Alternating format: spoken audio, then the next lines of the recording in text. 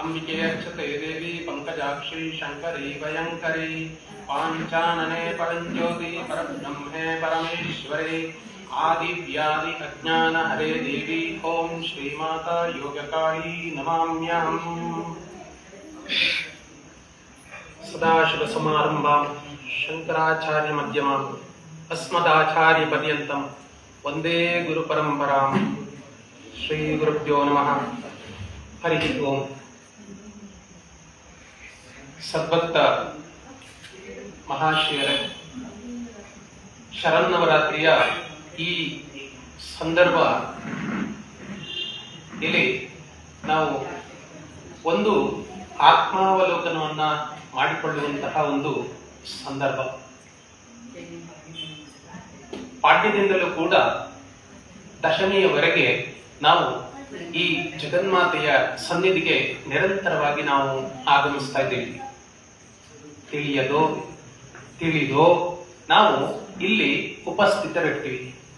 ಒಂದು ಉದ್ದೇಶ ನಮಗೆ ಇಲ್ಲಿ ಇರುತ್ತೆ. ನಾವು ಇಲ್ಲಿ ಯಾಕೆ ಬರ್ತಾ ಇದ್ದೀವಿ, ಯಾವ ಕಾರಣಕ್ಕೋಸ್ಕರ ಬರ್ತಾ ಇದ್ದೀವಿ, ನಮಗೆ ಏನು ಸಿಗ್ತಾ ಇದೆ, ಏನನ್ನ ಪಡ್ಕೊಂಡಿದ್ದೀವಿ, ಏನನ್ನ ಕಳ್ಕೊಂಡಿದ್ದೀವಿ ಅನ್ನುವ ಒಂದು ವಿಚಾರ ಮಂಥನವನ್ನ ನಾವು ಮಾಡಬೇಕಾಗುತ್ತೆ. ಇಲ್ಲ ಅಂತ ಹೇಳಿದ್ರೆ ಎಲ್ಲವೂ ಕೂಡ ವ್ಯರ್ಥ. ಒಂದು ಮಾತಿದೆ, ಆಹಾರ ನಿದ್ರ ಭಯಮಯಿತು ನಂಚ ಸಾಮಾನ್ಯಮೇತತ್ ಪಶುರ್ಭಿರ್ನರಾಣಾಂ ಬುದ್ಧಿರ್ ಏಕೋ ಅಧಿಕ ವಿಶೇಷತಃ ಇತಿ ಮನುಷ್ಯ.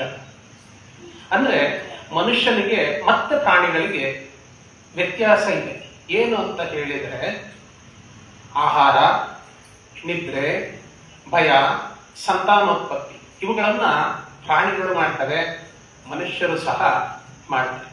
ಹಾಗಾದರೆ ಪ್ರಾಣಿಗಳಿಗೆ ಮತ್ತೆ ಮನುಷ್ಯರಿಗೆ ವ್ಯತ್ಯಾಸ ಇಲ್ವಾ ಅಂತ ಹೇಳಿದ್ರೆ ಹೌದು, ಬಹಳ ವಿಶೇಷವಾಗಿ ಇದೆ.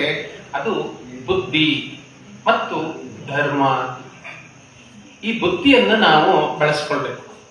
ಬುದ್ಧಿ ಇಲ್ಲ ಅಂತ ಹೇಳಿದ್ರೆ ಅದು ವ್ಯರ್ಥವಾಗತ್ತೆ. ನಾವು ಪಶುವಿಗೆ ಸಮಾನರಾಗ್ತೀವಿ. ಆ ಕಾರಣಕ್ಕೋಸ್ಕರ ನಾವು ಇಲ್ಲಿ ಯಾಕೆ ಬರ್ತಾ ಇದ್ದೀವಿ ಅನ್ನೋದನ್ನ ನಾವು ಇಲ್ಲಿ ಗಮನಿಸಬೇಕಾಗುತ್ತೆ. ಶ್ವೇತಾಶ್ವತಾರ ಉಪನಿಷತ್ತಿನಲ್ಲಿ ಒಂದು ಮಾತಿದೆ, ನಾ ತಸ್ಯ ರೋಗೋ ನಾ ಜರ ನಾ ಮೃತ್ಯು ಪ್ರಾಪ್ತಸ್ಯ ಯೋಗಾಗ್ನಿ ಮಯಂ ಶರೀರಂ ಅಂತ ಹೇಳಿ. ಅಂದ್ರೆ ಮನುಷ್ಯ ಇಚ್ಛಾಮರಣೆ ಆಗ್ಬಹುದು ಅಂತ ಹೇಳಿ ಉಲ್ಲೇಖ ಇದೆ. ಹೇಗೆ ಇಚ್ಛಾಮರಣೆ ಆಗ್ಬಹುದು? ಭೀಷ್ಮರಿಗೆ ಮಾತ್ರ ಇದ್ದಂತಹ ಒಂದು ವಿಶೇಷವಾದ ವರ ಅದು. ಆದರೆ ಸಾಮಾನ್ಯರಿಗೆ ಎಲ್ಲಿವೆ? ಇದೆ. ಆದರೆ ಆ ಬಳಸಿಕೊಳ್ಳುವಂತಹ ಕಲೆ ನಮಗೆ ಗೊತ್ತಿದೆ. ನಾ ತಸ್ಯ ರೋಗೋ ಅಂದ್ರೆ ಯಾವುದೇ ರೋಗ ಇದೆ.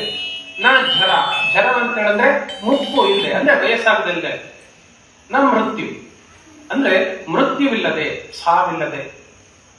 ಸಾವು ಇಲ್ಲದೆ ಅಂತ ಹೇಳಿದ್ರೆ ಚಿರಂಜೀವಿ ಆಗಿರ್ಲಿಕ್ಕೆ ಸಾಧ್ಯವಾ? ಹಾಗೇನಿಲ್ಲ. ಆದ್ರೂ ಕೂಡ 100 ವರ್ಷಗಳ ಕಾಲ ಬದುಕುವಂತಹ ಒಂದು ಕಲೆ. ಅದನ್ನ ಬಳಸಿಕೊಳ್ಳುವುದು ಹೇಗೆ? ಇದಿಷ್ಟು ಆಗಬೇಕು ಅಂದಾಗ ಪ್ರಾಪ್ತಸ್ಯ ಯೋಗಾಗ್ನಿ ಮಯಂ ಶರೀರಂ ಅಂತ ಹೇಳಿ ಅಂದ್ರೆ ಈ ಶರೀರ ಯೋಗಾಗ್ನಿಮಯವಾಗಬೇಕು. ಯೋಗದ ಬೆಂಕಿಯಲ್ಲಿ ಈ ದೇಹ ಬೆಂದು ಗಟ್ಟಿಯಾದಾಗ ಮಾತ್ರ ಈ ಎಲ್ಲ ಸಿದ್ಧಿಗಳು ಸಾಧ್ಯ ಅಂತ ಹೇಳಿ ಆ ಶ್ವೇತಾಶ್ವತಾರ ಉಪನಿಷತ್ತಿನಲ್ಲಿ ಹೇಳಿದೆ. ವೇದ ಉಪನಿಷತ್ತುಗಳನ್ನ ಅರಗಿಸಿಕೊಳ್ಳುವುದು ಸಾಮಾನ್ಯ ಮನುಷ್ಯನಿಗೆ ಕಷ್ಟವಾದರೂ ಕೂಡ ಸರಳೀಕರಿಸಿ ಹೇಳಬಹುದು ಅಂತ ಹೇಳಿದಾಗ, ಮಣ್ಣಿನ ಮಡಿಕೆಯನ್ನು ನಾವು ಉದಾಹರಣೆಗೆ ತೆಗೆದುಕೊಳ್ಳೋಣ. ಒಂದು ಮಣ್ಣಿನ ಮಡಿಕೆಯನ್ನ ಕುಂಬಾರ ತಯಾರು ಮಾಡಿದ್ದಾನೆ. ಹಸಿ ಮಣ್ಣಿನ ಮಡಿಕೆ ಅಷ್ಟೇ. ಅದು ಬೆಂಕಿಗೆ ಅದನ್ನ ಸಮರ್ಪಿಸಿದಾಗ, ಬೆಂಕಿಯಲ್ಲಿ ಅದನ್ನ ಬೇಯಿಸಿದಾಗ ಮಾತ್ರ ಅದು ಗಟ್ಟಿತನವನ್ನ ಪಡ್ಕೊಳ್ಳುತ್ತೆ. ಆಮೇಲೆ ಆ ಮಡಿಕೆಗೆ ನಾವು ಏನನ್ನ ಬೇಕಾದ್ರೂ ಹಾಕ್ಬೋದು. ನೀರನ್ನ ಹಾಕ್ಬೋದು, ಯಾವ ಆಹಾರ ಪದಾರ್ಥವನ್ನ ಹಾಕಿದ್ರು ಕೂಡ ಅದು ಕ್ಷೇಮವಾಗಿರುತ್ತೆ. ಆದ್ರೆ ಹಸಿ ಮಣ್ಣಿನ ಮಡಿಕೆಗೆ ನೀರನ್ನ ಹಾಕಿದ್ರೆ ಹೇಗೆ ಅದು ಮತ್ತೆ ಕಳೆದು ಹೋಗುತ್ತೆ. ಹಾಗೆ ಈ ದೇಹ ಕೂಡ ಅಷ್ಟೇ. ಯೋಗಾಗ್ನಿಯಲ್ಲಿ ಇದು ಬೆಂದು ಗಟ್ಟಿಯಾಗಲಿಲ್ಲ ಅಂದ್ರೆ ಇದಕ್ಕೆ ನೀವು ಯಾವ ಸಂಸ್ಕಾರಗಳನ್ನ ಏನನ್ನ ಹಾಕಿದ್ರು ಕೂಡ ಇದೇನಾಗುತ್ತೆ? ಕರಗಿ ಹೋಗುತ್ತೆ. ಹಾಗಾಗಿ ಯೋಗದ ಸಂಸ್ಕಾರಗಳಿಗೆ ನಮ್ಮನ್ನು ನಾವು ತೊಡಗಿಸ್ಕೊಳ್ಬೇಕು ಅಂತ ಹೇಳಿ ಹೇಳ್ತಾರೆ. ಹೌದು, ಹಾಗಾದ್ರೆ ಈ ಚಿಕಿತ್ಸೆ ನಾವು ಎಷ್ಟೋ ದಿವಸದಿಂದ ಬರ್ತಾ ಇದ್ದೀವಿ ಅಲ್ವಾ? ಬಂದು ನಾವು ಜಗನ್ಮಾತೆಯಲ್ಲಿ ಕೇಳ್ಕೊಳ್ತೀವಿ. ಏನನ್ನ ಕೇಳ್ಕೊಳ್ತೀವಿ? ಸಾಮಾನ್ಯರು ಬಂದು ದೇವಿಯ ಹತ್ರ ಏನನ್ನ ಕೇಳ್ಕೊಳ್ಬಹುದು ನಾವು? ಒಳ್ಳೆ ವಿದ್ಯೆ ಕೊಡು, ಬುದ್ಧಿಯನ್ನು ಕೊಡು, ಆರೋಗ್ಯ ಕೊಡು, ಆಯಸ್ಸು ಕೊಡು, ಐಶ್ವರ್ಯ ಕೊಡು, ಮಕ್ಕಳಿಗೆ ಒಳ್ಳೆಯದನ್ನ ಮಾಡು, ನನ್ನ ಕುಟುಂಬವನ್ನ ಯಾವಾಗಲೂ ರಕ್ಷಣೆ ಮಾಡು, ಕೊಡು ಕೊಡು ಕೊಡು. ಕೇಳ್ತೀರಲ್ವಾ? ಎಲ್ಲರೂ ಕೇಳೋದು ಅದನ್ನೇ. ಕೊಟ್ಟಿದ್ದಾಳ ಅವಳು? ತಗೊಂಡಿದ್ದೀರಾ ನೀವು? ಗೊತ್ತಿಲ್ಲ ಅಷ್ಟೇ. ಕೇಳೋದಷ್ಟೇ ಮಾಡಿದೀವಿ. ಆಯ್ತು, ನೀವು ಕೇಳಿದ ಕ್ಷಣಕ್ಕೆ ನೀವು ಬಂದು ಕೇಳ್ಕೊಂಡಿದ್ರಲ್ಲ, ಎಲ್ಲದನ್ನೂ ಕೊಟ್ಬಿಟ್ಟಿದ್ರಲ್ಲ, ಎಲ್ಲ ಚೆನ್ನಾಗಿದ್ಯಾ? ಯಾವುದೇ ಕಾಯಿಲೆ ಇಲ್ವಾ? ಏನೋ ತೊಂದರೆ ಆಗೇ ಇಲ್ವಾ? ತುಂಬಾ ಯಾವಾಗಲೂ ಸುಖ ಸಂತೋಷದಿಂದನೇ ಬದುಕಿದ್ದೀರಾ ನೀವು? ಇಲ್ಲ. ಹಾಗಾದ್ರೆ ಕಾರಣ ಏನು, ಯಾಕೆ ಅಂತ ಹೇಳಿದ್ರೆ, ಇದನ್ನು ನಾವು ಒಂದು ಸಣ್ಣ ದೃಷ್ಟಾಂತದಲ್ಲಿ ನೋಡೋಣ. ಉದಾಹರಣೆಗೆ, ನಿಮ್ಮ ಮನೆಯಲ್ಲಿ ನಿಮ್ಮ ಮಗನೋ ನಿಮ್ಮ ಮಗಳೋ ನಿಮ್ಮ ಹತ್ರ ಬಂದು ಒಂದು 500 ರೂಪಾಯಿ ದುಡ್ಡು ಕೇಳ್ತಾರೆ, ಕೊಡು ಅಂತ ಹೇಳಿ. ಆಯ್ತು, ತಗೊಂತ ಸುಮ್ಮನೆ ತೆಗೆದುಕೊಡ್ತೀರಾ? ಖಂಡಿತ ಇಲ್ಲ. ಪ್ರಶ್ನೆ ಮಾಡ್ತೀರಲ್ವಾ, ಯಾಕೆ ಅಂತ ಹೇಳಿ. ಅವಾಗ ಅವ್ರು ಏನ್ ಮಾಡ್ಬೇಕು? ಅದಕ್ಕೆ ಸರಿಯಾದ ಉತ್ತರವನ್ನ ಕೊಡಬೇಕು. ನಾನು ಇಂಥ ಕಾರ್ಯಕ್ಕೆ ಅದನ್ನ ಬಳಸ್ತಾ ಇದ್ದೀನಿ, ನನ್ನ ಶಾಲಾ ಕಾಲೇಜಿನ ವಿದ್ಯಾಭ್ಯಾಸಕ್ಕೋಸ್ಕರನೋ ಮತ್ತಿನ್ನೇನು ಅಂತಕ್ಕೋ ಒಂದು ಒಳ್ಳೇದಕ್ಕೆ ಉತ್ತಮವಾದಂತ ಒಂದು ಕಾರ್ಯಕ್ಕೋಸ್ಕರ ಬಳಸಿದ್ರೆ ನೀವೇನ್ ಮಾಡ್ತೀರಿ? ಆಯ್ತು ತಗೋ ಅಂತ ತೆಗೆದುಕೊಡ್ತೀರಿ ಅಲ್ವಾ? ಅದೇ ಇನ್ಯಾವುದಾದ್ರೂ ಕೆಟ್ಟ ಕೆಲಸಕ್ಕೆ ನಾನು 500 ರೂಪಾಯಿ ಉಪಯೋಗಿಸ್ತೀನಿ ಅಂತ ಹೇಳಿದ್ರೆ ಕೊಡ್ತೀರಾ ನೀವು? ಖಂಡಿತ ಇಲ್ಲ. ಕಪಾಳಕ್ಕೆ 2 ಕೊಟ್ಟು ಕಳಿಸ್ತೀರಾ. ಹಾಗೇನೆ ಜಗನ್ಮಾತೆ ಹತ್ರ ನೀವು ಹೋಗಿ ಆರೋಗ್ಯ ಕೊಡು, ಆಯಸ್ಸು ಕೊಡು, ಐಶ್ವರ್ಯ ಕೊಡು ಅಂದ್ರೆ ಅವಳು ಸುಮ್ಮನೆ ಕೊಟ್ಬಿಡ್ತಾಳಲ್ಲ? ಇಲ್ಲ. ಅವಳು ಕೂಡ ಕೇಳ್ತಾಳೆ ಯಾಕೆ ಅಂತ ಹೇಳಿ. ನೀವೇನಾದ್ರೂ ಉತ್ತರ ಕೊಟ್ಟಿದ್ದೀರಾ? ಮತ್ತೆ ಅವಳು ಸುಮ್ಮನೆ ಕೊಟ್ಬಿಡ್ತಾಳ ಅವಳು? ನೀವು ಉತ್ತರ ಕೊಡೋದ ಹೊರತು ಅವಳು ನಿಮ್ಗೆ ಅದನ್ನ ಕೊಡೋದಿಲ್ಲ. ಉತ್ತರ ಕೊಡುವಂತಹ ಒಂದು ಸಾಮರ್ಥ್ಯವನ್ನು ಬೆಳೆಸ್ಕೊಳ್ಳಿ. ಹೌದು, ಯಾಕೆ ಬೇಕು ನಿಮಗೆ ಆಯಸ್ಸು? ಯಾಕೆ ಬೇಕು ನಿಮಗೆ ಆರೋಗ್ಯ? ಯಾಕೆ ಬೇಕು ನಿಮಗೆ ಐಶ್ವರ್ಯ? ಎಲ್ಲದನ್ನು ಕೊಟ್ಟು ನಾವೇನ್ ಮಾಡ್ತೀವಿ? ಮೋಜು ಮಸ್ತಿಯನ್ನ ಮಾಡಿಕೊಂಡು ವಿಲಾಸಿ ಜೀವನವನ್ನ ನಡೆಸೋದಕ್ಕೋಸ್ಕರ, ಭೋಗದ ಜೀವನವನ್ನ ನಡೆಸೋದಕ್ಕೋಸ್ಕರನ? ಖಂಡಿತ ಇಲ್ಲ. ಪ್ರಾಪ್ತಸ್ಯ ಯೋಗಾಗ್ನಿಮಯಂ ಶರೀರಂ. ಗೊತ್ತಾಯ್ತಾ? ಯೋಗ ಜೀವನವನ್ನ ನಡೆಸೋದಕ್ಕೋಸ್ಕರ, ಲೋಕ ಕಲ್ಯಾಣಕ್ಕೋಸ್ಕರ, ತಾನೂ ಬದುಕಿ ಬೇರೆಯವರನ್ನ ಬದುಕಿಸೋದಕ್ಕೋಸ್ಕರ ನನಗೆ ಆ ಸಮಯವನ್ನು ಕೊಡು, ಆಯುಷನ್ನು ಕೊಡು, ಆರೋಗ್ಯವನ್ನು ಕೊಡು, ಐಶ್ವರ್ಯವನ್ನು ಕೊಡು. ಅದು ಸದ್ವಿನಿಯೋಗ ಆಗ್ಬೇಕು. ಹಾಗಾದಾಗ ಮಾತ್ರ ಆಕೆ ಏನಂತಾಳೆ? ತಥಾಸ್ತು ಅಂತ ಹೇಳ್ತಾಳೆ. ಅಲ್ಲಿವರೆಗೆ ಖಂಡಿತ ಇಲ್ಲ. ಈಗ ನಾವೇನ್ ಮಾಡಬೇಕು ಅಂತ ಹೇಳಿದ್ರೆ, ಒಂದು ಸಂಕಲ್ಪವನ್ನ ನಾವು ಮಾಡಬೇಕು ಈ ಸಂದರ್ಭದಲ್ಲಿ. ಏನು? ನಾನು ಈ ಪ್ರಪಂಚಕ್ಕೆ ಒಳ್ಳೆಯದನ್ನೇ ಕೊಡ್ತೇನೆ. ಸಂಕಲ್ಪ ಮಾಡೋಣ. ದೇವಿ, ನಾವು ಬೇರೆ ಏನನ್ನೋ ಕೇಳೋದಕ್ಕಿಂತನೂ ಒಂದು ಸಂಕಲ್ಪ ಮಾಡೋಣ ಒಳ್ಳೇದ್ರಿ. ಏನು? ನಾನೇನು ಕೊಡ್ತೀನೋ ಅದಕ್ಕೆ 100 ಪಟ್ಟು ವಾಪಸ್ ನನಗೆ ಮರಳಿ ಕೊಡುವಂತ ಆಶೀರ್ವಾದವನ್ನ ಮಾಡು ನೀನು. ನೀವು ಏನಾದ್ರೂ ಕೊಡಿ, ನಿರ್ಧಾರ ನಿಮಗೆ ಬಿಡ್ತೀವಿ. ನೀವು ಒಳ್ಳೆಯದನ್ನ ಕೊಟ್ರೆ 100 ಪಟ್ಟು ಒಳ್ಳೆಯದನ್ನ ಕೊಡ್ಲಿ. ನೀವು ಕೆಟ್ಟದ್ದನ್ನ ಕೊಟ್ರೆ 100 ಪಟ್ಟು ಕೆಟ್ಟದ್ದನ್ನ ನಿಮ್ಗೆ ಕೊಡ್ಲಿ. ನಿರ್ಧಾರ ನಾವು ಮಾಡ್ಬೇಕಲ್ವಾ? ಅಂತಹ ಸಂಕಲ್ಪವನ್ನ ಮಾಡಿದಾಗ ನಾವು ಒಂದು ಭಯ ಭಕ್ತಿಯಲ್ಲಿ ಇರ್ತೀವಿ. ಯಾಕೆಂದ್ರೆ ನಮ್ಗೆ ಆಗ್ಲೇ ಅಡ್ವಾನ್ಸ್ಡ್ ಆಶೀರ್ವಾದ, ಫಸ್ಟೇ ಆಶೀರ್ವಾದ ಮಾಡ್ಬಿಟ್ಟಿದ್ದಾಳೆ. ಏನಂತ? ನೀನೇನನ್ನ ಕೊಡ್ತೀಯೋ ಅದಕ್ಕೆ 100 ಪಟ್ಟು ನಾನು ನಿಮ್ಗೆ ವಾಪಸ್ ಕೊಡ್ತೀನಿ ಅಂತ ಹೇಳಿ. ಹಾಗಿದ್ದಾಗ ಬಹಳ ಎಚ್ಚರಿಕೆಯಿಂದ ನಾವು ಜೀವನವನ್ನ ಮಾಡ್ಬೇಕಾಗತ್ತೆ. ಯಾಕೆಂದ್ರೆ ನಾವೇನಾದ್ರೂ ಕೆಟ್ಟದನ್ನ ಕೊಟ್ರೆ ಕಾಯ ವಾಚ ಮನಸ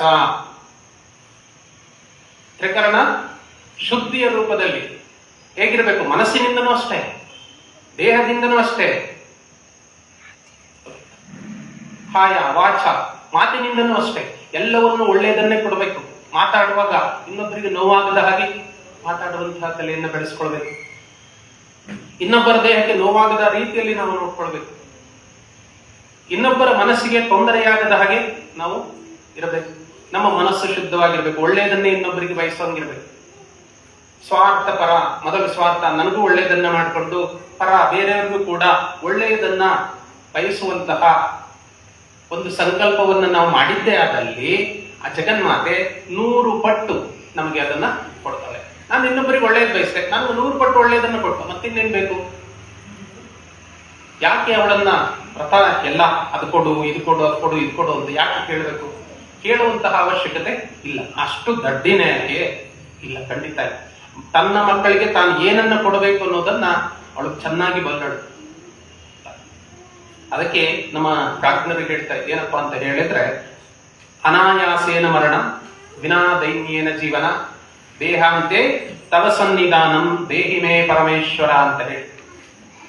ಏನು ಕೇಳಬಾರ್ದು, ಅದು ಕೊಡು ಇದು ಕೊಡು ಅಂತೇಳಿ. ಅನಾಯಾಸೇನ ಮರಣ ಹೇಗಿರ್ಬೇಕು? ನಮ್ದು ಒಂದು ಚೂರು ನೋವಾಗಬಾರ್ದು.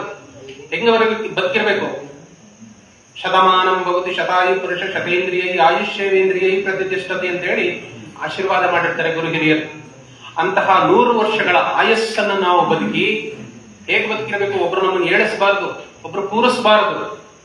ನಮ್ಮ ಕೆಲಸವನ್ನ ನಾವೇ ಮಾಡ್ಕೊಂಡಿರ್ಬೇಕು, ಆರೋಗ್ಯವಾಗಿರ್ಬೇಕು, ಲೋಕ ಕಲ್ಯಾಣಕಾರಿಯಾಗಿರ್ಬೇಕು. ಇಂತಹ ಕೆಲಸವನ್ನ ನಾವು ಮಾಡಿ 100 ವರ್ಷಗಳ ನಂತರ ನಾವು ಹೇಗಿರ್ಬೇಕಪ್ಪ ಅಂದ್ರೆ, ರಾತ್ರಿ ಮಲಗಿರ್ಬೇಕು, ಬೆಳಗ್ಗೆ ಏಳುವಷ್ಟೊತ್ತಿಗೆ ಹೋಗಿರ್ಬೇಕು. ಇದು ಸಾರ್ಥಕ ಜೀವನ. ಅದನ್ನ ಅವರು ಕೇಳಿರ್ಬೇಕು. ಆದ್ರೆ ದೇವಸ್ಥಾನಕ್ಕೆ ಹೋದಾಗ ನಾವು ಅದನ್ನು ಮಾಡೋದೇ ಇಲ್ಲ. ಬೇಕಾದಷ್ಟು ತಪ್ಪುಗಳನ್ನ ಮಾಡ್ತೀವಿ, ಬೇಕಾದಷ್ಟು ತಪ್ಪುಗಳು ಅಲ್ಲ. ಹಾಗೆ ಮಾಡಬಾರ್ದು. ಕಣ್ಣು ಮುಚ್ಚಿ ಭಗವಂತನಲ್ಲಿ ಭಗವತಿಯಲ್ಲಿ ನಾವು ಪ್ರಾರ್ಥನೆಯನ್ನು ಮಾಡಬೇಕು. ಏನನ್ನ ನಾನು ಆಗ್ಲೇ ಹೇಳಿದ್ನಲ್ಲ, ಅನಾಯಾಸೇನ ಮರಣ ವಿನಾ ದೈನ್ಯೇನ ಜೀವನ ದೇಹಾಂತೆ ತವ ಸನ್ನಿಧಾನಂ ದೇಹಿ ಮೇ ಪರಮೇಶ್ವರ. ಇದನ್ನು ಕೇಳಬೇಕು. ಏನ್ ಸರ್ ಇದು ದೇವಸ್ಥಾನಕ್ಕೆ ಹೋಗಿ ಅನಾಯಾಸೇನ ಮರಣ ಬರೀ ಅದನ್ನೇ ಕೇಳ್ತಾ ಇರ್ಬೇಕು? ನೆಗೆಟಿವಿಟಿ ಅಲ್ವಾ ಅದು? ನಮಗೆ ಹೆದರಿಕೆ. ಮರಣ ಅಂದ್ರೆ ಭಯ, ಸಾವಿನ ಭಯ. ಯಾರಿಗಿಲ್ಲ ಸಾವಿನ ಭಯ? ಆದ್ರೆ ನಾವು ದಿನ ಆ ಸಮಯದ ಜೊತೆಗೆ ಬದುಕ್ತಾ ಇದ್ದೀವಿ, ಕಾಲನ ಜೊತೆಗೆ ಬದುಕ್ತಾ ಇದ್ದೀವಿ. ಯಮ ಅಂದ್ರೆ ನಮಗೆಲ್ಲ ಭಯ. ಯಮನ್ನ ಪೂಜೆ ಮಾಡ್ತೀರಾ? ಯಾರಾದ್ರೂ ಪೂಜೆ ಮಾಡ್ತೀವ? ಯಾರೋ ಯಮನ್ನ ಪೂಜೆ ಮಾಡಲ್ಲ. ಅವನಿಗೂ ಮಂತ್ರ ಇದೆ. ಯಮಾಯ ಧರ್ಮರಾಜಾಯ ಮೃತ್ಯುವೇ ತಾಂಚಕಾಯ ಚ ಔದುಂಬರಾಯ ದುಗ್ಧಾಯ ನೀಲಾಯ ಪರಮೇಶ್ವರಿ ಮಂತ್ರ ಇದೆ. ಹೇಳ್ಕೊಡ್ತೀವಿ, ಹೇಳ್ತೀರಾ? ನೀವು ಸದ್ಯ ಈ ಮಂತ್ರ ಹೇಳಿದ್ರೆ ಸಾಕಾಗಿದೆ. ಯಮನ್ ಮಂತ್ರ ಯಾರು ದಿನ ಹೇಳ್ತಾರ? ಅವನ್ನೆಲ್ಲರೂ ದಿನ ಮಂತ್ರ ಹೇಳಿ ಅವನ್ನೆಲ್ಲರೂ ತಥಾಸ್ತು ಬೇಗ ಹೋಗ್ಬಿಟ್ರೆ ಏನ್ ಮಾಡೋದು? ಖಂಡಿತ ಇಲ್ಲ. ಆದ್ರೆ ಒಂದು ಸತ್ಯ ಗೊತ್ತಿರಲಿ, ಪ್ರತಿ ದಿವಸ ನೀವು ಆ ಯಮನನ್ನೇ, ಯಮಧರ್ಮರಾಯನನ್ನೇ ಪೂಜೆ ಮಾಡ್ತಾ ಇದ್ದೀರಿ. ಅವನ ಜೊತೆಲೇ ಇದ್ದೀರಿ. ಅವನ ವಿಗ್ರಹ ನಿಮ್ಮ ಕೈಯಲ್ಲಿದೆ. ನೀವು ಕಟ್ಕೊಂಡಿದ್ದೀರಲ್ಲ ವಾಚು, ಅದಕ್ಕೆ ಏನಂತ ಕರೀತಾರೆ ಕನ್ನಡದಲ್ಲಿ? ಕಾಲ, ಸಮಯ. ಕಾಲ ಅಂದ್ರೆ ಯಾರು? ಯಮ. ಅವಾಗ ನೋಡ್ತಾ ಇರ್ತೀವಲ್ವಾ ಯಮನ್ನ. ಮಂತ್ರ ಹೇಳಲ್ಲ ಅಷ್ಟೇ, ಯಮ ಅಂತ ಗೊತ್ತಿಲ್ಲ, ಗೊತ್ತಾಗ್ಬಿಟ್ರೆ ಬಿಚ್ಚಿಟ್ಬಿಡ್ತೀವಿ. ಮನೆ ಗೋಡೆಗಡೆ ಯಾರು ನೋಡಿ, ಅಲ್ಲಿ ಎದುರುಗಡೆ ನೇತಾಕಿದೆ. ಕೈ ಮುಗ್ಗೆಲ್ಲ ಗಂಧದ ಕಡ್ಡಿ ಹೆಚ್ಚೆಲ್ಲ ಪೂಜೆ ಮಾಡಲ್ಲ. ಆದ್ರೆ ನಮ್ಮ ಜೊತೆ ಸದಾ ಇರ್ತಾನೆ ಮಹಾಗುರು. ಯಾರಿಗೂ ಅನ್ಯಾಯ ಮಾಡಲ್ಲ. ಶ್ರೀಮಂತರನ್ನು ಒಂದೇ ತರ ಕರ್ಕೊಂಡು ಹೋಗ್ತಾನೆ, ಬಡವರನ್ನು ಒಂದೇ ತರ ಕರ್ಕೊಂಡು ಹೋಗ್ತಾನೆ. ಗೊತ್ತಾಯ್ತು? ಸೊ ಹೀಗಾಗಿ ನಾವು ತಪ್ಪುಗಳನ್ನ ಮಾಡೋದು ಆದಷ್ಟು ಕಡಿಮೆ ಮಾಡೋಣ. ಆದಷ್ಟು ಸಾಧ್ಯವಾದಷ್ಟು ನಮ್ಮ ತಪ್ಪುಗಳನ್ನ ಕಡಿಮೆ ಮಾಡೋಣ ಅಂತ ಸಂಕಲ್ಪವನ್ನು ನಾವು ಮಾಡಬೇಕು. ಹಾಗಾದ್ರೆ ಮಿಸ್ಟರ್ ಪರ್ಫೆಕ್ಟ್ ಆಗ್ಲಿಕ್ಕೆ ಸಾಧ್ಯನಾ? ನಾವು ಪ್ಯೂರ್ 24 ಕ್ಯಾರೆಟ್ ಗೋಲ್ಡ್ ಹಂಗೆ ಯಾವುದೇ ತಪ್ಪು ಮಾಡದ ಹಂಗೆ 100% ಶುದ್ಧರಾಗಿರೋದಕ್ಕೆ ಸಾಧ್ಯತೆ ಅಂದರೆ ಖಂಡಿತ ಇಲ್ಲ. ಮನುಷ್ಯ ಸಹಜ ಗುಣ ತಪ್ಪುಗಳನ್ನ ಮಾಡುವಂತಹದ್ದು. ಆದರೆ ತಪ್ಪುಗಳ ಸಂಖ್ಯೆ ಕಡಿಮೆ ಇರಲಿ, ಒಪ್ಪುಗಳ ಸಂಖ್ಯೆ ಜಾಸ್ತಿ ಇರಲಿ. ಇಂತಹ ಒಂದು ಸಂಕಲ್ಪವನ್ನ ನಾವು ಪ್ರತಿ ಸಂದರ್ಭದಲ್ಲಿ ಮಾಡಬೇಕು. ಅದನ್ನ ಸತ್ ಸಂಕಲ್ಪ ಅಂತ ಹೇಳಿ ನಾವು ಕರಿತೀವಿ. ದೇವಸ್ಥಾನಕ್ಕೆ ಹೋದ್ರು ಅಷ್ಟೇ ಹೇಗಿರ್ಬೇಕು? ಇಂಥ ಒಂದು ಸನ್ನಿಧಿಗೆ ಬಂದಿದ್ದೀವಿ, ನಮ್ಮ ಭಾವ ಹೇಗಿರ್ಬೇಕು? ಶುದ್ಧವಾಗಿರ್ಬೇಕು. ನಮ್ದೇನಿರುತ್ತೆ? ನಮ್ದೆಲ್ಲ ಪ್ರದರ್ಶನ. ಒಡವೆ ಎಷ್ಟು ಹಾಕೊಂಡಿದೀವಿ, ವಸ್ತ್ರ ಎಷ್ಟು ಹಾಕೊಂಡಿದೀವಿ, ಅವ್ರಿಗೆ ಡ್ರೆಸ್ ಮಾಡ್ಕೊಂಡ್ ಬಂದಿದ್ದೀವಿ, ಇವ್ರು ಹೆಂಗ್ ಬಂದಿದ್ದಾರೆ. ಅಲ್ಲಿ ದೇವಸ್ಥಾನದಲ್ಲಿ ಮಾತಾಡ್ತಾ ಕೂತಿರ್ತೀವಿ, ಅವರೇನೋ ಹೇಳ್ತಿರ್ತಾರೆ, ಮಂತ್ರ ಹೇಳ್ತಿರ್ತಾರೆ, ಪೂಜೆ ಮಾಡ್ತಿರ್ತಾರೆ, ಗಮನ ಅಲ್ಲಿರೋದೇ ಇಲ್ಲ. ಎಷ್ಟು ತಪ್ಪುಗಳನ್ನ ಮಾಡ್ತೀವಿ ಗೊತ್ತಾ? ಹಾಗೆ ಮಾಡಬೇಡಿ. ಯಾಕೆ ಅಂತ ಹೇಳಿದ್ರೆ, ಅನ್ಯಸ್ಥಾನೇ ಕೃತಂ ಪಾಪಂ ದೇವಸ್ಥಾನೇ ವಿನಶ್ಯತಿ, ದೇವಸ್ಥಾನೇ ಕೃತಂ ಪಾಪಂ ವಜ್ರಲೇಪೋ ಭವಿಷ್ಯತಿ. ಬೇರೆ ಕಡೆ ಮಾಡಿದ ತಪ್ಪು ದೇವಸ್ಥಾನಕ್ಕೆ ಬಂದ್ರೆ ಪರಿಹಾರ ಆಗುತ್ತೆ. ಆದ್ರೆ ದೇವಸ್ಥಾನದಲ್ಲೇ ತಪ್ಪು ಮಾಡಿದ್ರೆ ವಜ್ರಲೇಪೋ ಭವಿಷ್ಯತಿ, ವಜ್ರದಷ್ಟು ಗಟ್ಟಿಯಾಗಿ ಅಂಟ್ಕೊಂಡು ಬಿಡುತ್ತೆ. ಮತ್ತೆ ಅದನ್ನ ಬಿಡಿಸ್ಲಿಕ್ಕೆ ಖಂಡಿತ ಸಾಧ್ಯ ಇಲ್ಲ. ಇಲ್ಲಿ ಒಂದು ಏನು ಅಂತ ಹೇಳಿದ್ರೆ, ದೇವರನ್ನ ಪೂಜೆ ಮಾಡೋರಾಗ್ಲಿ, ಗುರು ಹಿರಿಯರಾಗ್ಲಿ, ಅವರಿಗೆ ಎಲ್ಲ ವಿಷಯಗಳು ತಿಳಿದಿದೆ, ಗೊತ್ತಾಯ್ತು. ಅವರಿಗಾದ್ರೆ ದೇವಿ ವಿಶೇಷವಾಗಿ ಆಶೀರ್ವಾದ ಮಾಡ್ತಾಳೆ. ನಮ್ಗೆ ಯಾವ ಮಂತ್ರ ಗೊತ್ತಿಲ್ಲ, ವೇದ ಗೊತ್ತಿಲ್ಲ. ಹಾಗಾದ್ರೆ ಭಗವತಿ ನಮ್ಗೆ ಆಶೀರ್ವಾದ ಮಾಡ್ತಾಳ ಅಂತ ಹೇಳಂದ್ರೆ ನೀವು ಖಂಡಿತ ಯೋಚನೆ ಮಾಡಬೇಡಿ. ಇಲ್ಲಿ ತಾರತಮ್ಯ ಇಲ್ಲ. ಗುರು ಹಿರಿಯರಿಗೆ ಮಾತ್ರ ಅವಳು ಚೆನ್ನಾಗಿ ಆಶೀರ್ವಾದ ಮಾಡ್ತಾಳೆ, ಯಾಕೆಂದ್ರೆ ಮಂತ್ರ ಚೆನ್ನಾಗಿ ಹೇಳಿತಾನೆ ಆತ ಅವನಿಗೆ ಆಶೀರ್ವಾದ ಮಾಡೋಣ, ಅವ್ರಿಗೇನು ಗೊತ್ತಿಲ್ಲ ಸುಮ್ಮನೆ. ಹಾಗೇನಿಲ್ಲ, ಆ ತಾರತಮ್ಯ ಇಲ್ಲ, ಎಲ್ಲರೂ ಮಕ್ಕಳೇ. ಜಗದ್ಗುರುಗಳು ಒಂದು ವಿಶೇಷವಾಗಿ ಅದರ ಬಗ್ಗೆ ಮಾತನ್ನ ಹೇಳ್ತಾರೆ. ಮೂರ್ಖೋ ವದತಿ ವಿಷ್ಣಾಯ ವಿದ್ವಾನ್ ವದತಿ ವಿಷ್ಣುವೇ ಉಭಯೋ ಸದೃಶೇ ಪುಣ್ಯಂ ಭಾವಗ್ರಾಹಿ ಜನಾರ್ದನ ಅಂತ ಹೇಳಿ. ಅಂದ್ರೆ ಮೂರ್ಖ ಏನ್ ಹೇಳ್ತಾನೆ, ವಿಷ್ಣಾಯ ನಮಃ ಅಂತ ಹೇಳ್ತಾನೆ, ತಪ್ಪು. ಆದ್ರೆ ವಿದ್ವಾಂಸ ಏನ್ ಹೇಳ್ತಾನೆ, ಓಂ ವಿಷ್ಣುವೇ ನಮಃ, ಸರಿಯಾಗಿ ಹೇಳ್ತಾನೆ. ಉಭಯೋ ಸದೃಶೇ ಪುಣ್ಯಂ, ಇಬ್ರಿಗೂ ಪುಣ್ಯ, ಇಬ್ರು ಸ್ವರ್ಗದಲ್ಲಿದ್ದಾರೆ. ವಿದ್ವಾಂಸನಿಗೆ ಅವನು ನೋಡಿ ಅವ್ನು ತಪ್ಪು ಹೇಳ್ತಾ ಇದ್ದ, ಇವನು ಬಂದ್ಬಿಟ್ಟಿದ್ದಾನಲ್ಲ ಅಂತ ಹೇಳಿ ಸ್ವರ್ಗಕ್ಕೆ. ಭಗವಂತನ್ ಕೇಳ್ತಾನೆ, ಏನ್ ತಂದೆ, ಅಷ್ಟು ವರ್ಷ ನಾನು ವೇದ ವಿದ್ಯೆಗಳನ್ನೆಲ್ಲ ಸಾಧನೆ ಮಾಡಿಕೊಂಡು ಗುರುಕುಲದಲ್ಲಿ ಕ್ರಮಬದ್ಧವಾಗಿ ಲಯಬದ್ಧವಾಗಿ ಮಂತ್ರೋಚ್ಚಾರಣೆ ಮಾಡಿ ಸಾಧನೆಯನ್ನ ಮಾಡ್ಕೊಂಡು ಬಂದ್ರೆ ನನ್ ಜೊತೆ ಅವನು ಬರೀ ತಪ್ಪೇ ಹೇಳ್ತಿದ್ದ, ಅವನನ್ನು ತರಿಸ್ಬಿಟ್ಟಿದೆಯಲ್ಲ, ಹಂಗಾದ್ರೆ ನಾನು ಇಷ್ಟೆಲ್ಲ ಕಷ್ಟಪಡೋ ಇದಿತ್ತ ಅಂತ ಹೇಳಿ. ಅವಾಗ ಭಗವಂತ ಹೇಳ್ತಾನೆ, ಭಗವಂತ ಏನ್ ಹೇಳ್ತಾನೆ ಅಂತ ಹೇಳಂದ್ರೆ, ಕಿಲ ಮಧ್ಯೆ ಯಥಾ ತೈಲಂ, ಪುಷ್ಪ ಮಧ್ಯೆ ಯಥಾ ಗಂಧಂ, ಕ್ಷೀರ ಮಧ್ಯೆ ಯಥಾ ಕೃತಂ, ಭಾವಗ್ರಾಹಿ ಜನಾರ್ದನ. ಭಾವರೂಪೋ ಜೀವಶಿವೆ ಅಂತ ಹೇಳಿ. ಅಂದ್ರೆ ಎಳ್ಳಿನ ಮಧ್ಯದಲ್ಲಿ ಎಣ್ಣೆ ಹೇಗಿರುತ್ತೆ, ಹೂವಿನ ಮಧ್ಯದಲ್ಲಿ ಗಂಧ ಹೇಗಿರುತ್ತೆ, ಹಾಲಿನ ಮಧ್ಯದಲ್ಲಿ ಬೆಣ್ಣೆ ಹೇಗೆ ಅಡಕವಾಗಿದೆ, ಹಾಗೆ ಭಗವತಿ ಯಾವುದರಲ್ಲಿ ಅಡಕವಾಗಿರ್ತಾಳೆ ಅಂದ್ರೆ ಭಾವರೂಪದಲ್ಲಿ ಜೀವಶಿವೆ. ಆ ಜೀವೆಯಾಗಿ ಅವಳು ಅಡಕವಾಗಿದ್ದಾಳೆ. ಅವಳಿಗೆ ಭಾವ ಮುಖ್ಯವೇ ಹೊರತು ಬೇರೆ ತಪ್ಪು ಒಪ್ಪುಗಳ ಉಚ್ಚಾರಣೆ, ಆಡಂಬರ, ವೈಭೋಗ ಇವುಗಳನ್ನ ಆಕೆ ಯಾವತ್ತೂ ಕೂಡ ಬಯಸೋದಿಲ್ಲ. ಹಾಗಾಗಿ ನಮ್ಮಲ್ಲಿ ಗೊಂದಲ ಬೇಡ. ಆಕೆಯ ಎದುರಿನಲ್ಲಿ ಎಲ್ಲರೂ ಕೂಡ ಸಮಾನರೇ. ಆ ಭಾವ ಶುದ್ಧವಾಗಿರಬೇಕು. ಅಂತಹ ಶುದ್ಧ ಭಾವ ನಮ್ಮಲ್ಲಿ ಇರಬೇಕು. ಪ್ರಸ್ತುತ ದಿನಮಾನಗಳಲ್ಲಿ ನಾವು ಅದನ್ನು ಬಹಳ ಸರಳೀಕರಿಸಿ ನಮ್ಮ ಬದುಕಿನಲ್ಲಿ ಅಳವಡಿಸ್ಕೊಳ್ಬೇಕು. ನೀವು ಯೋಗಕ್ಕೆ ಬರೋದಾಗಲಿ ಅಥವಾ ಯಾವುದೋ ಒಂದು ದೇವಸ್ಥಾನಕ್ಕೆ ಬರೋದಾಗಲಿ, ಬಂದಾಗ ಅಲ್ಲಿ ಪಡೆದಂತಹ ಪುಣ್ಯವನ್ನ ನಿಮ್ಮ ದೈನಂದಿನ ಜೀವನದಲ್ಲಿ ಅಳವಡಿಸ್ಕೊಳ್ಳಿ. ಒಂದು ಅರ್ಧ ಗಂಟೆ 1 ಗಂಟೆಯಲ್ಲಿ ಭಾಗವಹಿಸಿ ಎದ್ದೋದಾಕ್ಷಣಕ್ಕೆ ನಿಮ್ಮ ಬದುಕು ಸುಂದರವಾಗುತ್ತಾ? ಖಂಡಿತ ಇಲ್ಲ. ನೀವೇನ್ ಮಾಡ್ತೀರಿ, ಪ್ರಸಾದ ಇಸ್ಕೊಂಡ್ರೆ ಇಲ್ಲೇ ಬಾಕಿ ಇದು. ಪ್ರಸಾದ ತಿಂದು ಮನೆಗೆ ಹೋದ್ರೆ ಮುಗೀತು. 2 ರೂಪದ ಪ್ರಸಾದ ಬರುತ್ತೆ. ಒಂದು ಇಲ್ಲಿಗೆ ಪ್ರಸಾದ, ಒಂದು ಇಲ್ಲಿಗೆ ಪ್ರಸಾದ. ಗೊತ್ತಾಯ್ತು? ಸಾಮಾನ್ಯವಾಗಿ ಇಲ್ಲಿಗೆ ಪ್ರಸಾದವನ್ನ ಎಲ್ಲರೂ ಚಾಚೂ ತಪ್ಪದೆ ಪಡ್ಕೊಳ್ತೀವಿ. ಇಲ್ಲಿಗೆ ಸಿಗುವಂತಹ ಪ್ರಸಾದ ಬಹಳ ಕಡಿಮೆ, ಬಹಳ ಕಡಿಮೆ. ಅದನ್ನ ರೂಢಿಸಿಕೊಳ್ಳಿ. ಇದು ಶಾಶ್ವತ ಪ್ರಸಾದ. ಇದು ಈ ಪ್ರಸಾದ ಇದೆಯಲ್ಲ, ಉದರಕ್ಕೆ ಸಿಗುವಂತಹ ಪ್ರಸಾದ ಕ್ಷಣಿಕ, ಜೀರ್ಣವಾಗುತ್ತೆ. ಶಕ್ತಿಯನ್ನ ತಾತ್ಕಾಲಿಕವಾಗಿ ಕೊಡಬಹುದು, ಕಾಪಾಡಬಹುದು. ಆದರೆ ಈ ಜ್ಞಾನಶಕ್ತಿ ಇದೆಯಲ್ಲ, ಆ ಜ್ಞಾನಶಕ್ತಿ ಯಾವತ್ತೂ ಕೂಡ ಕರಗುವಂತಹದ್ದಲ್ಲ. ಹಾಗಾಗಿ ಈ ಪ್ರಸಾದವನ್ನ ಸ್ವೀಕರಿಸುವಂತಹದನ್ನ ನಾವು ರೂಢಿ ಮಾಡಿಕೊಳ್ಳೋಣ. ಕೇವಲ ಸಣ್ಣ, ನಾನು ಆಗ್ಲೇ ಹೇಳಿದ್ನಲ್ಲ, ಮನುಷ್ಯನಿಗೆ ಪ್ರತಿಯೊಬ್ಬ ಮನುಷ್ಯನಿಗೂ ಕೂಡ ಆ ಬುದ್ಧಿಶಕ್ತಿಯನ್ನ ಜಗನ್ಮಾತೆ ಕೊಟ್ಟಿದ್ದಾಳೆ, ಹುಟ್ಟುವಾಗ್ಲೇ ಕೊಟ್ಟಿದ್ದಾಳೆ. ನಾವು ಬೆಳೆಸ್ಕೊಳ್ಬೇಕಷ್ಟೇ. ನಾವೇನ್ ಮಾಡಿದೀವಿ, ಅದನ್ನ ಮರೆತು ಬಿಟ್ಟಿದೀವಿ. ಭೋಗ ಜೀವನವನ್ನ ಹೆಚ್ಚು ನಾವು ಅಳವಡಿಸ್ಕೊಳ್ತೀವಿ. ಯೋಗ ಜೀವನದ ಕಡೆಗೆ ನಮ್ಮ ಗುರಿ ಕಡಿಮೆ, ಭೋಗ ಜೀವನವೇ ಜಾಸ್ತಿ. ಯಾವಾಗ ಭೋಗ ಹೆಚ್ಚಾಗುತ್ತೆ ಅವಾಗ ಏನಾಗುತ್ತೆ, ದೇಹ ಕ್ರಮೇಣ ರೋಗದತ್ತ ಜಾರತ್ತೆ. ಯಾವಾಗ ನಾವು ರೋಗ ಪೀಡಿತರಾಗ್ತೀವಿ, ಆನಂತರ ನಮ್ಮ ವಿನಾಶ ಖಚಿತವಾಗ್ತಾ ಹೋಗುತ್ತೆ. ಮುಗೀತು ಕತೆ. ಒಂದು 30-40 ವರ್ಷ ಆಗೋದೇ ತಡ. ಎಲ್ಲವನ್ನ ಕಳ್ಕೊಂಡ್ಬಿಟ್ಟಿರ್ತೀವಿ. ಜೀವನದ ಉತ್ಸಾಹನೇ ಕಳ್ಕೊಂಡ್ಬಿಟ್ಟಿರ್ತೀವಿ. ಏನು ಇರೋದೇ ಇಲ್ಲ. ಹಾಗಾಗ್ಬಾರ್ದು. ಹಾಗಾದ್ರೆ ಇನ್ನು ಉಳಿದ 60-70 ವರ್ಷಗಳನ್ನು ಹೇಗೆ ಜೀವನ ಮಾಡ್ತೀರಿ ನೀವು? ಶಕ್ತಿಯ ಬಗ್ಗೆ ಹೇಗೆ? ಅಯ್ಯೋ ಬಿಡಿ ಸರ್, ಆಗೇನೋ ಹುಡುಗರಾಗಿದ್ವು, ಎಲ್ಲ ಕೆಲಸ ಮಾಡ್ತಿದ್ವು, ಈಗ ವಯಸ್ಸಾಗಿದೆ, ಆಗೋದಿಲ್ಲ. ಖಂಡಿತ ಇಲ್ಲ. ಹಾಗಾದ್ರೆ 100 ವರ್ಷ ಯಾರು ಬದುಕಲೇ ಇಲ್ವಾ? ಡಾಕ್ಟರ್ ಶಿವಕುಮಾರ್ ಸ್ವಾಮೀಜಿ ಅವರನ್ನು ನಾವು ನೋಡ್ಲಿಲ್ವಾ? ಹೇಗೆಲ್ಲ ಅವ್ರು ಬದುಕಿದ್ರು? ಹೇಗೆಲ್ಲ ಅವ್ರು ಬದುಕಿದ್ರು. ಉತ್ತರ ಭಾರತದ ಎಷ್ಟೋ ಗುರುಗಳು 100 ವರ್ಷಗಳ ಮೇಲೆ ಜೀವನವನ್ನ ಮಾಡಿದ್ರು. ಹೇಗೆ ಮಾಡಿದ್ರು ಅವರೆಲ್ಲ? ಯಾವ ಶಕ್ತಿ ಅವರನ್ನ ಆ ರೀತಿ ಕಾಪಾಡಿತು? ಆ ಶಕ್ತಿಯನ್ನು ನಾವು ಅರಸಬೇಕು. ಅದು ನಮ್ಮ ಬುದ್ಧಿಗೆ ಸಂಬಂಧಪಟ್ಟಿದೆ. ಹಾಗಾಗಿ ನಮ್ಮ ಕುಟುಂಬ ಏನಿದೆಯಲ್ಲ, ಆ ಕುಟುಂಬದಲ್ಲಿ ಒಂದು ಸಾಮರಸ್ಯವನ್ನ ಇಟ್ಕೊಳ್ಳಿ. ಸಂಕಲ್ಪ ಮಾಡಿ.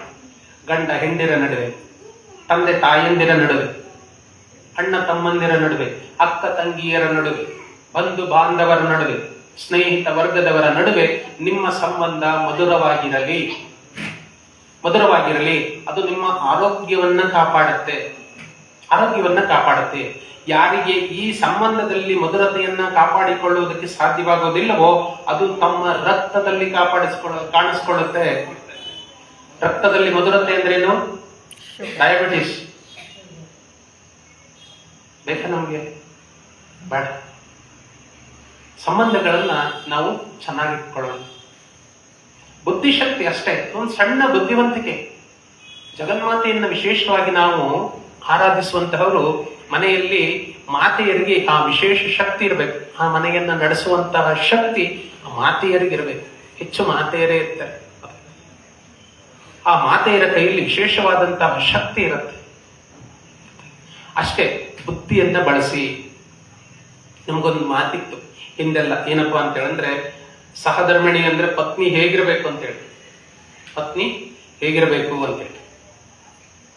ಕಾರ್ಯೇಶು ದಾಸಿ, ಕರಣೇಶು ಮಂತ್ರಿ, ಭೋಜೇಶು ಮಾತಾ, ರೂಪೇಶು ಲಕ್ಷ್ಮಿ, ಶಯನೇಶು ರಂಭ, ಕ್ಷಮಯ ಧರಿತ್ರಿ, ಷಟ್ಕರ್ಮಯುಕ್ತ ಕುಲಧರ್ಮ ಪತ್ನಿ ಅಂತ ಹೇಳಿ.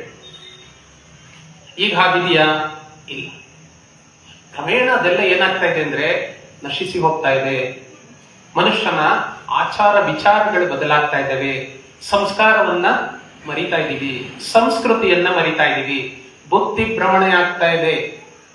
ಹಿಂದೆಲ್ಲ ಕುಂಕುಮ ಕರೀತಾ ಇದ್ರು ಶುಭ ಸಂದರ್ಭಗಳಲ್ಲಿ, ಹಬ್ಬ ಹರಿದಿನಗಳಲ್ಲಿ, ಪೂಜೆ ಪುನಸ್ಕಾರಗಳ ಸಂದರ್ಭದಲ್ಲಿ ಕುಂಕುಮಕ್ಕೆ ಮನೆಗೆ ಬಂದು ಕುಂಕುಮ ಇಟ್ಕೊಂಡು ಹೋಗಿ ಅಂತ ಕರೀತಾ ಇದ್ರು. ಈಗ ಅದೆಲ್ಲ ಹೋಗ್ಬಿಟ್ಟಿದೆ. ಈ ಕುಂಕುಮ ಕರಿಯಲ್ಲ. ನಮ್ಮ ಮನೆಯಲ್ಲಿ ದೇವಿ ಪ್ರತಿಷ್ಠಾಪನೆ ಮಾಡಿದೀವಿ, ನಮ್ಮ ಮನೆಯಲ್ಲಿ ಸತ್ಯನಾರಾಯಣ ಸ್ವಾಮಿ ಪೂಜೆ ಮಾಡಿದೀವಿ, ಕುಂಕುಮಕ್ಕೆ ಬನ್ನಿ ಅಂತ ಕರೆಯಲ್ಲ. ಸಂಜೆ ರೀಲ್ಸ್ ಇಟ್ಕೊಂಡಿದೀವಿ, ರೀಲ್ಸ್ ಮಾಡ್ತಾ ಇದೀವಿ, ಬನ್ನಿ ಅಂತ ಹೇಳಿದ್ರೆ ಎಷ್ಟು ಚೆನ್ನಾಗಿ ಡ್ರೆಸ್ ಮಾಡ್ಕೊಂಡು ಬರ್ತಾರೆ ಗೊತ್ತಾ? ಅದೇ ಕುಂಕುಮ ಬನ್ನಿ ಅಂದ್ರೆ ನೋಡೋಣ ಒಂಚೂರು ಕೆಲಸ ಇದೆ, ಸಾಧ್ಯವಾದ್ರೆ ಬರ್ತೀನಿ, ಇಲ್ಲ ಅಂದ್ರೆ ಇನ್ನೊಂದು ದಿವಸ ಬರ್ತೀನಿ. ಅಂದ್ರೆ ನಮ್ಮ ಬುದ್ಧಿ ಹೇಗೆ ಭ್ರಮಣೆಯಾಗಿದೆ ಅಂತ ಹೇಳಿ. ಹಾಗಾಗಿ ಬುದ್ಧಿವಂತರಾಗಿರ್ಬೇಕು. ಮಾತೆಯರಿಗೆ ಆ ಬುದ್ಧಿ ಇರಬೇಕು. ಪೂರ್ವಕಾಲದ ಒಂದು ದೃಷ್ಟಾಂತವನ್ನ ಜಗದ್ಗುರುಗಳು ನಮ್ಗೆ ಹೇಳಿದ್ರು. ಏನಂತ ಹೇಳಿದ್ರೆ, ಒಂದು ಕುಟುಂಬ ಇತ್ತು, ಬಹಳ ವೇದ ಉಪನಿಷತ್ತುಗಳನ್ನ ಅಳವಡಿಸಿಕೊಂಡಂತಹ ಬ್ರಾಹ್ಮಣ ಕುಟುಂಬ. ಪೂಜೆ ಪುನಸ್ಕಾರಗಳಲ್ಲಿ ತಮ್ಮನ್ನ ತೊಡಗಿಸ್ಕೊಂಡಿದ್ರು. ಉತ್ತಮ ಸಂಸ್ಕಾರವಂತರು, ಆದ್ರೆ ಬಹಳ ಬಡತನ. ಆ ಗಂಡ ಹೆಂಡತಿಯರಿಬ್ಬರಿಗೂ ಬಹಳ ಬಡತನ. ಆದ್ರೆ ಗಂಡಂಗೊಂದು ವಿಶೇಷವಾದಂತಹ ಒಂದು ಬುದ್ಧಿ ಸಂಸ್ಕಾರ ಇತ್ತು. ಏನು ಅಂದ್ರೆ, ಪ್ರತಿದಿನ ಯಾರಾದರೂ 1, 2, 3 ಜನ 4 ಜನನ ಕರೆದು ಮನೆಯಲ್ಲಿ ಅವರಿಗೆ ಊಟ ಹಾಕಬೇಕು ಅಂತ ಹೇಳಿ. ಮನೆಯಲ್ಲಿ ಒಂದು ಹೊತ್ತಿನ ಊಟಕ್ಕೂ ತುಂಬಾ ಕಷ್ಟ ಪಡ್ತಾ ಇದ್ದಂತಹ ಕುಟುಂಬ. ಇವರು ದಿನ ಕರ್ಕೊಂಡ್ 2-3 ಜನ ದಿನ ಕರ್ಕೊಂಡ್ಬಂದು ಹೆಂಡತಿಗೆ ಹೇಳೋದು, ಊಟ ಹಾಕೋರ್ಗೆ, ಊಟ ಹಾಕೋ, ಅತಿಥಿಗಳು ಬಂದಿದ್ದಾರೆ, ಏನ್ ಮಾಡಿದ್ಯಾ, ಅವ್ರಿಗೆ ಏನಾದ್ರು ಮಾಡ್ಕೊಡು, ಬಡಿಸು ಅಂತ ಹೇಳಿ. ಇವಳು ಬಹಳ ಕಷ್ಟಪಟ್ಟು ಇಲ್ಲದನ್ನೆಲ್ಲ ಹೊಂದಿಸಿ ಮಾಡಿ, ಎಲ್ಲಿಂದನೋ ತಂದು ಹೇಗಾದ್ರೂ ಮಾಡಿ, ಗೊತ್ತಾಯ್ತಾ, ಅತಿಥಿ ಸತ್ಕಾರವನ್ನ ಮಾಡಿದ್ಲು ಕೊನೆಗೆ ಸೋತು ಸುಣ್ಣ ಆಗ್ಬಿಟ್ಲು. ಏನಿಲ್ಲ, ಏನೋ ತರದಲ್ಲೇ ಸುಮ್ಮನೆ ಅತಿಥಿಗಳನ್ನ ಕರ್ಕೊಂಡ್ಬಂದು ಕೂರಿಸ್ಬಿಟ್ಟು ಏನ್ ಮಾಡಿದ್ಯಾ ಅಂತ ಹೇಳಿದ್ರೆ ಏನ್ ಮಾಡ್ತಾಳಾಕೆ? ಆದ್ರೆ ಗಂಡನ್ ಹೇಳುವಷ್ಟು ಧೈರ್ಯನೂ ಕೂಡ ಇಲ್ಲ. ಬಹಳ ಯೋಚನೆ ಮಾಡಿದ್ಲು, ಬಹಳ ಗಟ್ಟಿಗೆ ಸಿಲ್ಕೊಂಡ್ಬಿಟ್ಲು. ತುಂಬಾ ಕಷ್ಟ ಆಗ್ತಿತ್ತು ಅವಳಿಗೆ. ಎಷ್ಟು ದಿವಸ ಅಂತ ಸೇರಿಸ್ಕೊಂಡಿರೋಕ್ ಸಾಧ್ಯ? ಅವಳು ಒಂದ್ ದಿವಸ ಯೋಚನೆ ಮಾಡಿದ್ಲು, ಇದು ಹೀಗೆ ಆದ್ರೆ ನನ್ನ ಕಥೆಯನ್ನು ಈತ ಮುಗಿಸ್ಬಿಡ್ತಾನೆ, ಅವನು ಅರ್ಥ ಮಾಡ್ಕೊಳ್ಳಲ್ಲ, ನನ್ನ ಕೈಲೂ ಮಾಡಕ್ಕಾಗಲ್ಲ, ಇದನ್ನ ಹೆಂಗ್ ಸೇರಿಸ್ಕೊಂಡ್ರೆ ಇದಕ್ಕೆ ಏನಾದ್ರೂ ಒಂದು ಪರಿಹಾರ ಹುಡುಕ್ಬೇಕಲ್ಲ ಅಂತ ಹೇಳಿ ಆಕೆ ಯೋಚನೆ ಮಾಡಿದ್ಲು. ಹೀಗೆ ಒಂದ್ ದಿವಸ ಗಂಡ 2-3 ಜನನ ಅತಿಥಿಗಳನ್ನ ಕರ್ಕೊಂಡ್ಬಂದು ಕೂರಿಸ್ಬಿಟ್ಟು, ಇವತ್ತು ಅತಿಥಿಗಳು ಬಂದಿದ್ದಾರೆ, ಅವ್ರಿಗೆ ಏನಾದ್ರೂ ಮಾಡಿ ಹಾಕು ಅಂತೇಳಿ ಹೇಳಿ. ಏನೂ ಇಲ್ಲ. ಏನ್ ಮಾಡ್ತಾಳೆ? ಇವಳಿಗೆ ಗೊತ್ತಾಯ್ತು, ಹೆಂಗಿದ್ರು ಇವತ್ತು 3 ಜನ ನಮ್ಮ ಮನೆಗೆ ಬರ್ತಾರೆ ಅಂತ ಹೇಳಿ. ಅವ್ರು ಬಂದ್ರು. ಬಂದಂತಹ ಅತಿಥಿಗಳನ್ನ ಕೂರಿಸಿ ಈತ ಕೈಕಾಲು ಮುಖ ತೊಳ್ಕೊಂಡ್ಬಂದು ನಾನು ಮುಂದಿನ ಎಲ್ಲ ಅನುಷ್ಠಾನಗಳನ್ನ ಮಾಡೋಣ ಅಂತ ಹೇಳಿ ಬಚ್ಚಲು ಮನೆಗೆ ಹೋದ. ಯಾರು? ಗಂಡ. ಇವಳೇನ್ ಮಾಡಿದ್ಲು? ಹೆಂಡತಿ ಅಡಿಗೆ ಮನೆಗೆ ಹೋದ್ಲು, ಒಂದು ಒನಕೆ ತಗೊಂಬಂದ್ಲು, ಗೋಡೆಗೆ ಹೊರಗೆ ಸಿಟ್ಲು, ಅದಕ್ಕೆ ಹೂವಿನ ಹಾರ, ಅರಿಶಿನ, ಕುಂಕುಮ ಎಲ್ಲ ಹಾಕಿ ಪೂಜೆ ಮಾಡ್ತಾ ಇದ್ಲು. ಈ ಅತಿಥಿಗಳು ಆ ಟೈಮಿಗೆ ಬಂದು ಕೂತ್ಕೊಂಡ್ರು, ನೋಡಿದ್ರು, ಇದೇನಿದು ನಮ್ಮನ್ನು ಊಟಕ್ಕೆ ಕರೆದ್ಬಿಟ್ರು, ಕೂರಿಸಿದ್ದಾರೆ, ಈಕೆ ನೋಡಿದ್ರೆ ಒನಕೆ ಇಟ್ಕೊಂಡು ಹೂವಿನ ಹಾರ, ಅರಿಶಿನ, ಕುಂಕುಮ ಎಲ್ಲ ಇಟ್ಕೊಂಡು ಪೂಜೆ ಮಾಡ್ತಾ ಇದ್ದಾಳಲ್ಲ, ಇದೇನಿದು ಅಂತೇಳಿ ಅವ್ರಿಗೆ ಕುತೂಹಲ, ಆಶ್ಚರ್ಯ. ಎದ್ದು ಬಂದ್ರು. ಅಮ್ಮ ಕೇಳಿ, ಯಾಕೆ ಒನಕೆ ಪೂಜೆ ಮಾಡ್ತಾ ಇದ್ದೀರಾ ಕೇಳಿ. ಅಯ್ಯೋ ನಿಮಗೆ ಗೊತ್ತಿಲ್ಲ ಪಾಪ, ನಿಮ್ಮನ್ನ ನೋಡಿದ್ರೆ ನಮ್ಗೆ ಅಯ್ಯೋ ಅನ್ಸುತ್ತೆ. ನನ್ನ ಗಂಡ ಏನ್ ಮಾಡ್ತಾನೆ ಅಂತ ಹೇಳಿದ್ರೆ ಊಟಕ್ಕೆ ಕರೆದು ಬಿಡ್ತಾನೆ, ಊಟಕ್ಕೆ ಕರೆದ್ಬಿಟ್ಟು ಇದೇ ಒನಕೆ ತಗೊಂಡು ಆಗೋವಷ್ಟು ಹೊಡೆದು ಬಿಡ್ತಾನೆ ಅತಿಥಿಗಳಿಗೆ. ಅದೇನು ಬುದ್ಧಿ ಕೊಟ್ಟಿದ್ದಾಳೋ ಭಗವತಿ ಗೊತ್ತಿಲ್ಲ ನನಗೆ. ನನಗೂ ನೋಡಿ ನೋಡಿ ನೋಡಿ ಬೇಜಾರಾಗ್ಬಿಟ್ಟಿದೆ. ಪಾಪ ಇವತ್ತು ನೀವು ಬಂದಿದ್ದೀರಾ, ಎಷ್ಟು ಜನ ಒದೆ ತಿಂಗ್ ಹೋಗಕ್ಕಾಗತ್ತೆ, ಏನಾದ್ರೂ ಹೆಚ್ಚು ಕಡಿಮೆ ಆದ್ರೆ ಹಂಗಾಗೋದ್ ಬೇಡ ಅಂತ ಹೇಳಿ ಅಲ್ಲಿ ನಾನು ಪೂಜೆ ಮಾಡಿ ಕೈ ಮುಗಿತಾ ಇದ್ದೀನಿ ಅಂತ ಹೇಳಿ. ಹೌದಾ, ಏನ್ರಿ ಇದು ಹಿಂಗಾಯ್ತಲ್ಲ, ಇವ್ರ ಮನೆ ಹೊತ್ತು ನಾನು ಬೇಡ ಏನು ಬೇಡ ನಡೀರಿ ಅಂತೇಳಿ ಅವರು ಎದ್ದು ಆಚೆಗೆ ನಡ್ಕೊಂಡು ಬೇಗ ಬೇಗ ಹೋಗೋದಕ್ಕೆ ಶುರು ಮಾಡೋದು. ಇಲ್ಲ ಗಂಡ ಕೈಕಾಲು ತೊಳ್ಕೊಂಡು ಬಂದು ನೋಡ್ದ, ಇದ್ಯಾಕೆ ಅವ್ರು ಹೋಗ್ತಾ ಇದ್ದಾರೆ ಅಂತ ಹೇಳಿ. ಏನಿಲ್ಲ ಕಣ್ರಿ, ಒನಕೆ ಪೂಜೆ ಮಾಡ್ತಾ ಇದ್ದೆ, ನಿಮ್ಮನೆ ಒನಕೆ ಕೊಡಿ ನನ್ಗೆ ಅಂತ ಕೇಳಿದ್ರು.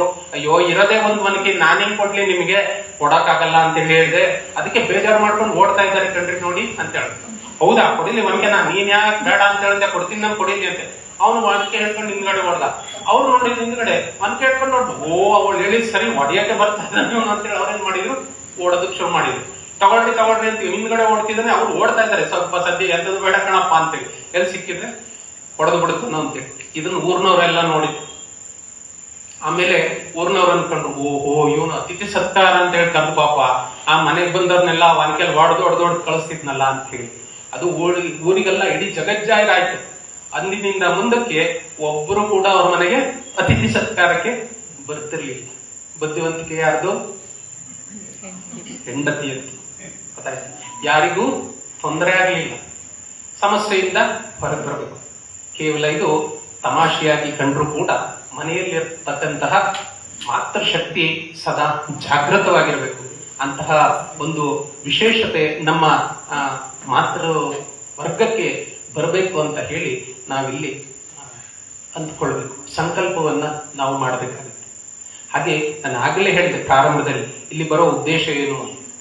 ಆ ದೈವಿ ಚಿಕಿತ್ಸೆಯನ್ನ ನಾವು ಪಡ್ಕೊಳ್ಬೇಕು. ದೈವಿ ಚಿಕಿತ್ಸೆ ನಮಗೆ ಡಾಕ್ಟರ್ ಹತ್ರ ಹೋಗಿ ಚಿಕಿತ್ಸೆ ಪಡ್ಕೊಂಡು ಗೊತ್ತೇ ಹೊರತು ಮಹಾತಾಯಿ ಹತ್ರ ಬಂದು ನಮ್ಮ ಹತ್ರ ಚಿಕಿತ್ಸೆ ಪಡ್ಕೊಳ್ಳೋದು ನಾವು ಬರೋದೇ ಇಲ್ಲ.